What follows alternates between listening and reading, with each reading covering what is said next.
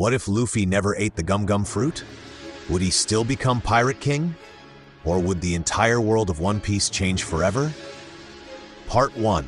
Luffy grows up without rubber powers. Luffy still grows up wanting to be a pirate, still wants to surpass Shanks, but he starts training his body instead of relying on a devil fruit. He becomes more like Garp, a raw physical fighter with unreal durability and monstrous punches. Since Luffy wouldn't have to spend years learning to adapt to his rubber body, he can mainly focus on increasing his raw strength. No fruit, but double the training. Part 2. Luffy becomes a pure Haki monster. Without rubber abilities, Luffy discovers Haki much earlier. Armament for durability. Observation from instinct. Conquerors from his spirit. He becomes a Haki prodigy, a fighter with no weaknesses to seawater or sea stone. But those levels of power will come later on. After his 10 years of training, Luffy is ready to take on the world. This version would be a lot stronger than in canon. If his Doriki level was 560 in the beginning, it would be 700 now. Part 3. The crew still forms, but battles change. In Shell's Town, Luffy defeats Morgan with pure fist power. During Orange Town, Buggy becomes a much harder fight. Luffy has no rubber immunity to explosives. He dodges instead of tanking. The battle against Don Krieg would end a lot faster due to Luffy's increased strength. At Arlong Park, this Luffy destroys Arlong with pure physical might, possibly faster than canon. Future battles like with Smoker, Mr. 3, Wapol would loosely go the same with minor changes here and there, but in Alabasta, Crocodile becomes a nightmare fight. Luffy has no rubber body to create Water Luffy, so the second battle with Crocodile, he would need to get creative. He still has the barrel of water, so he has to make every attack land counts. Due to being stronger, his attacks deals heavy damage onto Crocodile. However, he still gains the upper hand by tossing the barrel with a gust of sand and defeats Luffy. The barrel falls and Luffy is revived. The battle concludes underground in a similar fashion. Luffy uses his blood to defeat Crocodile once and for all. Instead of Gum Gum Storm, he uses Rampaging Storm. In Jaya, when Luffy punches Bellamy, his fist is coated in black. Skypiea is where things becomes difficult. NL has a dangerous Logia plus observation Haki, so this battle will push Luffy to his limit. And as we know, Haki growth happens during extreme use in battle. So in his battle with Enel, Luffy would use Armament Haki and unlock Observation Haki as well. Armament allows him to damage Enel, and Observation allows him to dodge incoming attacks to the best of his current ability. The battle is extremely difficult for Luffy, and his use of Haki grows. Enel would become frustrated and uses his Gloam paddling to trap Luffy's arm in gold. During the final encounter, instead of Gum Gum Golden Rifle, Luffy uses Golden Explosion to defeat Enel. Long Ring Long Land goes loosely the same. When Luffy battles Aokiji, things get interesting. In this battle, this is when Luffy learns about Haki. Aokiji would tell Luffy the reason why he's able to touch him and read his movements when the others can't. However, his level of Haki isn't strong enough to limit Aokiji ice powers. Part 4. Combat without Gear 2 and 3. We now arrive at Enies lobby. When Luffy takes on the 10,000 Marine soldiers, something interesting happens. Luffy lets out a roar, demanding to know where Robin is. In this outburst, Luffy uses Conqueror's Haki and knocks out a handful Outsoliders. About 5,000. Luffy wonders if what he just did was another form of Haki. Luffy one-shots Blueno this time and makes his way to Lucci. In this version, his Doriki level would be 5,000.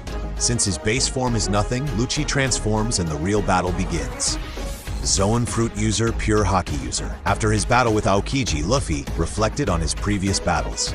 Crocodile, Enel, Aokiji, and even the CP9 agents. He learns the shave technique, allowing him to keep up with Lucci. Due to knowing that he's using Haki, he becomes more mindful of how he uses it. Armament and Observation Haki becomes the equalizer in this battle, due to not having his gears. The battle is still that of extreme difficulty. Like it was said in Whole Cake, Haki runs out as one uses it, so the same would be happening to Luffy here. However, advancements in Haki also happens during extreme use in battle. So in his final assault against Lucci, instead of Gum Gum Jet Gatling, Luffy uses Limitless Gatling. In this final attack, Luffy unlocks Advanced Armament Haki, which puts Lucci down for the count. However, he isn't able to control it.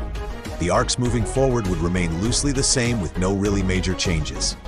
Luffy would defeat Moria by coating his entire body in armament Haki, and instead of giant jet shell, he uses iron shell. Sabaody Archipelago and Amazon Lily remain loosely the same with no major changes. In Impel Down, Luffy puts up a much better fight against Magellan. However, despite having Haki, Magellan is just too strong for Luffy to overcome. The remainder of the first half of the story goes similar to original. During Luffy's battles, he gets better at using and controlling his Haki, but it's not enough to make a major difference in the grand scheme of things. We now enter post-Marineford.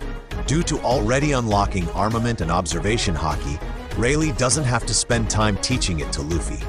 Now he can teach him the advanced applications. So Rayleigh spends the first 6 months training Luffy in advanced Haki, teaching him about future sight, advanced armament, as well as Conqueror's coding. With Rayleigh as a sparring partner, Luffy learns the new levels in no time, and with the 1.5 years left, he trains even harder to go beyond the limit. Part 5, The King of the Seas. After 2 years of training, Luffy emerges stronger than ever. With advanced armament Haki, future sight, and Conqueror's coding, Luffy is ready to take on the new world. Horty Jones and Caesar Clown are a complete joke at this point. In Dressrosa, since Luffy doesn't have a devil fruit, he plans to eat the flame fruit. However, Sabo comes back, and the fruit still goes to him. The battle against Doflamingo ends before he even starts the birdcage. By using advanced Conqueror's Haki, Luffy one-shots Doflamingo with Red Hawk. In Whole Cake Island, Katakuri is the first opponent to give him an actual fight, but with having advanced versions of the 3 Haki types, Luffy wins this, medium difficulty. Wano is where Luffy is truly tested. Luffy still gets one shot due to no using future sight like before. But his time in prison allows him to sharpen his mind for the true test of the new world. When we arrive on the rooftop, Luffy immediately takes on Kaido solo, forcing him into his hybrid state from the beginning.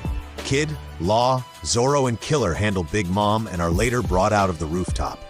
Their battle is as intense like in canon. They clash evenly with sparks of Haki erupting from the roof with the sky splitting as well.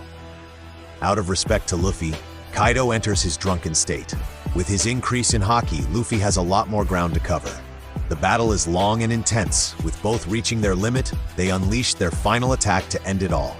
Kaido uses his Flame Dragon Torch and Luffy uses Bajrang Gun, putting all his mass into the attack. Luffy defeats Kaido through pure will and Haki. No Gear 5, no Toon Force, just raw Conqueror's spirit overpowering a Yonko. The ending of Wano remains the same, as well as the future arcs in the story. Luffy right now, with his increased raw strength and high levels of advanced Haki, would be equal to his Gear 5 canon version. Luffy still becomes Pirate King, but through a different legend. The man who conquered the world without a devil fruit. So if Luffy never ate the Gum Gum fruit, he wouldn't be weaker. He'd just become a different kind of monster, a Haki King instead of a rubber god. Subscribe for more One Piece What Ifs.